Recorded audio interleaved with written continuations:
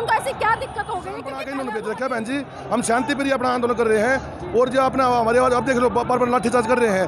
हम ना अशोक ऐसी गोलों से डरते ना वो करते, हम अपना शांति प्रिय अपना आंदोलन कर रहे हैं। 15 हिस्सा होता है वो एक तरह से जो सत्ता पर काबिज लोग हैं, ब्राह्मणवादी सोच के लोग हैं वो है, और जो उसका निचले का हिस्सा है वो 85% है, जो आज 85% रोड पर घूम रहा है। तो इसका क्या कारण है कि आज 15% लोग तो आप लोगों पर शासन कर रहे हैं और 85% लोग अपने हक अधिकार।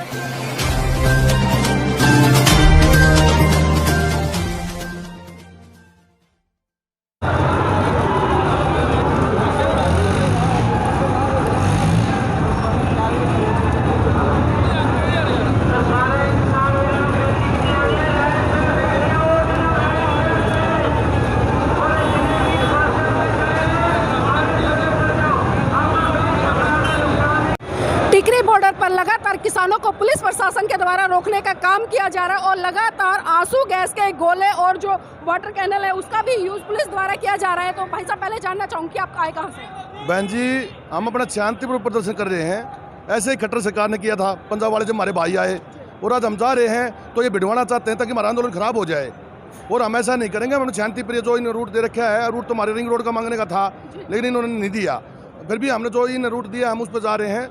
कुछ शरारती तत्व इन्होंने भेज रखे हैं बदनाम करने के लिए किसान आंदोलन को, और कोई ऐसी बड़ी बात नहीं है। ये हमारे बंदे नहीं है, ये इनके भेजे हुए बंदे हैं ताकि लाठीचार्ज हो जाए, ये आंदोलन खराब हो जाए। लाठीचार्ज एक बार सुबह हो चुका है और दोबारा भी वही माहौल गरमाया हुआ है और किसान वापसी कर रहे हैं टिकरी बॉर्डर की तरफ। तो क्या इरादा है कि टिकरी बॉर्डर जाएंगे या इस आंदोलन को आगे बढ़ाएंगे? नहीं, टिकरी बॉर्डर जाएंगे हम वापिस, जो भी समय अनुसार हम गलत नहीं करेंगे, कोई भी गलत करने के लिए नहीं। हम 2 महीने से आराम से बैठे हैं और मैं भी सुबह से अनशन पे हूँ और आराम से हम शांतिपूर्वक आ रहे हैं, लेकिन देख लो झगड़ा करवाने के उसमें है। हम नहीं घबराते कि हमारे लाठियाँ लगे चाहे गोली मारे, हम शांतिपूर्वक अपना आंदोलन करते रहेंगे। पुलिस प्रशासन को ऐसी क्या दिक्कत हो गई? क्योंकि पहले अनुमति दी थी और अनुशासन तरीके से किसान भाई भी कर रहे थे। नहीं, शांति पर कुछ किसानों को किसान बना के इन्होंने भेज रखा है बहन जी, हम शांति पर ही अपना आंदोलन कर रहे हैं और जो अपना हमारे अब देख लो बार लाठीचार्ज कर रहे हैं। हम ना अशोक ऐसी गोलों से डरते ना वो करते, हम अपना शांति पर ही अपना आंदोलन कर रहे हैं और करते ही रहेंगे। भाई साहब हमने लगातार 2 महीने से कवरेज कर रहे हैं और 2 महीने से किसान बड़े शांतिपूर्वक तरीके से आंदोलन कर रहे हैं, लेकिन अभी 2 दिन से हम देख रहे हैं कि लगातार बहन जी जहाँ चाहे बीजेपी सरकार आई है, नहीं चाहे हिंदू मुसलमान का चाहे जाति पाति या झरगोड़िया, हमारा भाईचारा अब एक इकट्ठा हो गया है। तो अब ये उसको खराब करने के लिए षड्यंत्र चल रहे हैं। हम इसकी घोर निंदा करते हैं सरकार की। कुछ शरारती तत्व इनके द्वारा भेजे गए हैं, अगर वो दिल्ली में अंदर बढ़ते हैं तो वो इनकी सरकार की जिम्मेवारी है, हमारी नहीं। हम अपने रूट से इन्हीं दाते होकर वापस आएंगे। आज तक हमने ऐसा आंदोलन नहीं देखा, क्योंकि अगर मैं भारत की बात करूं, भारत को भी हम छोड़ दें, पूरे विश्व की हम बात करते हैं, आज तक ऐसा आंदोलन कभी नहीं हुआ और ये आंदोलन लोगों की भावनाओं का आंदोलन है। बिल्कुल शांति प्रिय भावनाओं का आंदोलन, ताकि किसान को ये मारते जा रहे हैं। ये तीनों कानून भी खतरनाक है, एमएसपी कानून बना के दे दें, क्या दिक्कत है इनको? लेकिन ये पता नहीं क्या चाहती है बीजेपी सरकार। अहंकार में टूटी, अहंकार तराउन का भी नहीं चला था। हम मोदी से विनती करते हैं कि आप समझ जाओ, किसान के दर्द को समझो, हमारे मजदूर का दर्द को समझो। अगर ऐसा हो गया तो मजदूरों को यहाँ 100 रुपये किलो आटा मिलेगा। हम इन मजदूरों की लड़ाई भी लड़ रहे हैं। किसान मजदूर भाईचारा एकता के परिचय है, चाहे हिंदू मुसलमान सिख ईसाई सब भाईचारा के प्रतीक है, लेकिन बार बार हमारे को डराने की कोशिश करती हैं। अभी तक तो मैडम जी सापला तक लाइन लगी हुई है। हम सरकार लगातार ये कह रही थी जो एक किसान आंदोलन है, कुछ लोग इसको कर रहे हैं, लेकिन आज हम देख रहे हैं कि दिल्ली के चारों तरफ के जो बॉर्डर है वो हक के लिए मरने के लिए भी आए हुए हैं, गोली चलाएं, गोली खाने के लिए तैयार हैं। हम अपना शांतिपूर्वक भाई, हमारे पंजाब के भाई शुरुआत में आए थे जब खट्टर सरकार ने भी ऐसे गोले छोड़े थे, रोड खोदे गए थे।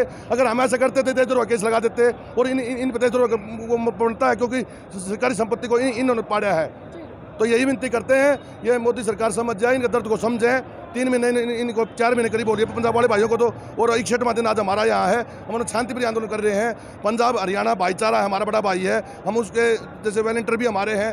कोई गड़बड़ाते नांगलोई में खड़े हैं, पीछे कोई भी बता दो ना, कोई ट्रैक्टर लाइन से आउट हुआ ना किसी ने बोला। सभी माताओं बहनों को हम धन्यवाद करते हुए आ रहे हैं, अपनी झांकी निकाल रहे हैं। लेकिन इनको ये भाईचारा इकट्ठा होता हुआ देखकर ये घबराई हुई है, ताकि ये राजनीति में बांट दो, इनको ये दिखा दो। तो हम इसकी घोर निंदा करते हैं और हमारे भाईचारा को और हमारे ट्रैक्टर परेड है इसको होने दे, शांतिपूर्वक बार बार डराने की कोशिश न करें। हम यही विनती करते हैं। हम भाईचारा हमारा मिसाल पेश करने के लिए आए हुए हैं ट्रैक्टर पे।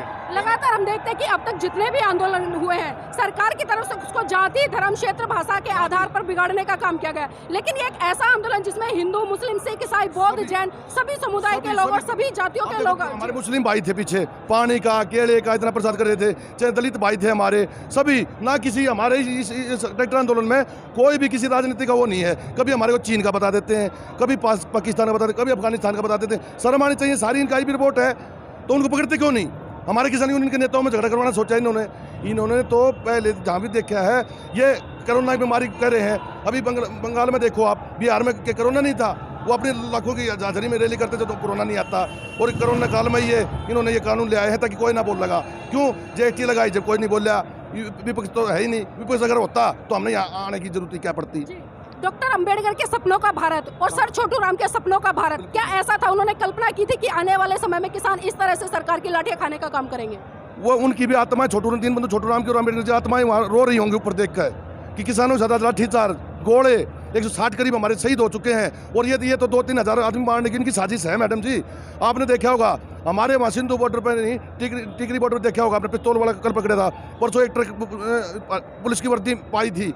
एक वो भाई पहले आंदोलन में भी उसने किया था, कैमरा गाँव में उसने किया था। बदनाम हमारे करते आदमी उनके हैं, लेकिन मजबूरी हमारी ये है, अभी तो है नहीं इनके पास, किसी को देते हैं हम तो रख नहीं सकते, उसको शरारती तत्व तो रख नहीं सकते, इनको देते हैं तो ये अपनी भाषा बुलवाते हैं और बदनाम करने का काम करते हैं। ऐसा तो इतिहास में कभी भी नहीं, अंग्रेजों ने नहीं किया था हमारे साथ ऐसा अन्याय जो ये कर रहे हैं। गणतंत्र दिवस की पूर्व संध्या पर कल राष्ट्रपति जी ने राष्ट्र के नाम संदेश दिया, लेकिन उस संदेश में उन्होंने एक भी बार उन किसान भाइयों के प्रति संवेदनाएं नहीं जताई। जी ये चाहे सांसद हो, चाहे राष्ट्रपति हो, चाहे उनके मंत्री हो, जो मोदी बोलता है वही करते हैं। ये सारे गुजराती आए हुए हैं, चाहे ठेके लेने में, चाहे अच्छा हो चाहे गलत हो, उन पर ये कर दो, इनकी यही चाल है। ये चाहे राष्ट्रपति उनकी भाषा बोल रहा है, लेकिन वो दलित भाई हमारा, उसको समझना चाहिए, दर्द को समझना चाहिए, मजदूर के दर्द को समझना चाहिए। तो ये ऐसा नहीं कर रहे हैं। इनके एमपीओ को भी ऐसे बुला करके दस्त करो, तुम मेरे उससे आए हो, मोदी के नाम से आए हो, अपने आप नहीं आए। मोदी को जनता ने वोट इसलिए दी थी ताकि ये पीछे कह रहा था कि किसानों की आय दुगुनी कर दूंगा, मैं कर्जा माफ कर दूंगा। हम तो अपना एमएसपी का रेट मांग रहे हैं, कह रहे हैं ऊपर बाहर बेच लो, बाहर तुम बेच लेना, वो दलाली तुम खा लेना, हमने जरूरत नहीं, हमारे को तो एमएसपी का रेट ही दे दो। यही कानून हम मांग रहे हैं। आज मोदी जी भी हमने लगातार सुबह राजपथ पर जो परेड देख रहे थे, किसी भी तरह की जो किसानों के प्रति संवेदना एक देश के प्रधानमंत्री की नहीं आई, जबकि इस देश के किसानों ने, इस देश की जनता ने उनको प्रधानमंत्री बनाया था। अब बहन जी मैं पहले आपका शुक्रगुजार हूँ कि आपने किसानों का दर्द समझा। ये बात देखो, हमारे करीबन 160 शहीद हो चुके हैं और अभी मुरादनगर में पीछे 20 दिन पहले एक सब्जी विक्रेता का देहांत हो गया था। हम उनके चरणों में नमन करते हैं भाई का, जो भगवान ने प्यारा हो गया। और उसके लेंटर के नीचे 25 आदमी खड़े थे, वो उनकी मृत्यु होगी। जब मोदी ने भी, खट्टर ने भी, योगी ने भी सभी को ट्वीट किया और उनको सरकारी सहायता देने के लिए भी कही, लेकिन किसानों के बारे में एक शब्द भी नहीं बोला। ये हमारा दुर्भाग्य है। प्रधानमंत्री पूरे देश का होता है, प्रधानमंत्री किसी पार्टी का नहीं होता। इतिहास में पहली बार एक ऐसा हुआ है जो बीजेपी के नाम से अपना वो चला रहा है, अहंकार में डूबा हुआ है। अहंकार तो रावण का भी नहीं चला था, एक दिन झुकना पड़ेगा। भाई साहब हम लगातार देख रहे हैं, जब से 7 साल से भारतीय जनता पार्टी की सरकार केंद्र में बनी हुई है, चाहे छात्रों को ले लो, जब छात्र अपनी शिक्षा के लिए आंदोलन करते हैं उनको पीटने का काम किया जाता है, युवाओं को पीटने का काम किया जाता है। और अब जो एक कहेगी कि पूरा इस देश का किसान वर्ग है, चाहे उसमें कोई भी जाति से आता है, उन पे भी अब लाठी चार्ज करने का काम किया जा रहा है। तो इस पर किस तरह से निंदा करते हैं? बहन जी बहुत ही गलत हुआ है, बहुत गलत कर रहे हैं, ये डरा रहे हैं तुम कर, लेकिन ये हम अपनी छाती पे आगे बढ़ाएंगे, गोली चलेंगे, गोली खाने के लिए तैयार हैं, हम वापिस हटने के लिए तैयार नहीं है। हम जब तक चाहे इसमें 1 साल लगा चाहे 6 महीने लगा, हम उसको मोदी को गद्दी से उतारने नहीं आ रहे। हम अपने ये मांगे जो हमारी बची हुई हैं ये पूरी करवाने के आ रहे हैं, ये समझें। और विपक्ष से कोई आदमी देख लो, आज हमारे कहीं भी झंडा कोई नहीं है। भाई आप वोट डलवाते हो जो तो कहते बीजेपी को वोट डाल लो, चाहे कोई कांग्रेस वाले कहते हैं हमारे वोट डालो। लेकिन आज किसान आंदोलन में ये कह रखा है किसान का बेटा बनकर अपना इस्तीफा देकर के यहाँ हो तो हम बोलने देंगे, हम साथ चलेंगे। आज ये किसान का हुजूम नहीं, जन सैलाब है। और ये क्या कह रहा था पंजाब के, हरियाणा के बाद में खट्टर कह रहा था, अब ये पूरा जन सैलाब बन चुका है। चाहे आप पूरा देश का, क्योंकि चाहे आप वहाँ बॉम्बे में देख लो, चाहे कोई भी देख लो, क्योंकि किसान की कोई जाति नहीं होती, धर्म नहीं होता। ये मोदी सरकार हमारे को बांटना चाहती है। इस सरकार को क्या मैसेज देना चाहिए? सरकार को ये हमारी परेड दिखाई थी, हमने देश को भी दिखाया था कि हम कहीं गलत नहीं है। इन्होंने अनेक को वो कराया। मैं यही संदेश दूंगा इस सरकार को, अब ये हमारी मांगे हैं, ये आप जल्दी पूरा कर दो, अहंकार को तोड़ लो, नहीं तो अहंकार बाद में करो, जो हम शांतिपुर बैठे रहेंगे चाहे इसमें 2 साल लग जाए। यही संदेश दे रहे हैं। मेरा नाम मलकीत है, मैं टोहाना से हूँ, किसान यूनियन से जुड़ा हूँ। इस सरकार को मैं एक ही संदेश दूंगा। हमारे एक स्वर्गीय नेता ने कहा था कि सरकार जो होती है एक पेंसिल की तरह होती है और उसका 15% हिस्सा वो मंत्री होते हैं, 85% हिस्सा जनता होती है। तो जो जनता किसी को लिख के ऊपर भेज सकती है ना, वही जनता उसको नीचे भी उतार सकती है। और उस कलम के नीचे लिखने के लिए स्याही होती है। अब हम जनता को सोचना है कि अगली स्याही से हमें क्या लिखना है। जी जिस आपने 15% और 85% की बात की, ये बात हमेशा काशीराम जी कहा करते थे कि जो पैन का ऊपर का 15 हिस्सा होता है वो एक तरह से जो सत्ता पर काबिज लोग हैं, ब्राह्मणवादी सोच के लोग हैं वो हैं, और जो उसका निचले का हिस्सा है वो 85% है, जो आज 85% रोड पर घूम रहा है। तो इसका क्या कारण है कि आज 15% लोग तो आप लोगों पर शासन कर रहे हैं और 85% लोग अपने हक अधिकारों के लिए लड़ाई कर रहे हैं?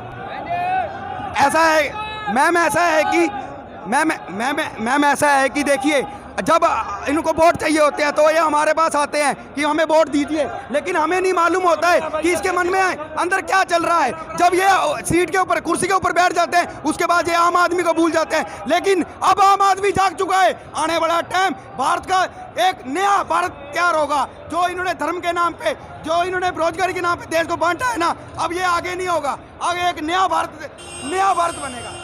अपना चैनल, आपका चैनल, समाज का चैनल, देश का चैनल NV News 24/7 को आप लाइक करें, सब्सक्राइब करें और ज्यादा से ज्यादा इसकी वीडियो को शेयर करें ताकि हर खबर को मैं आप तक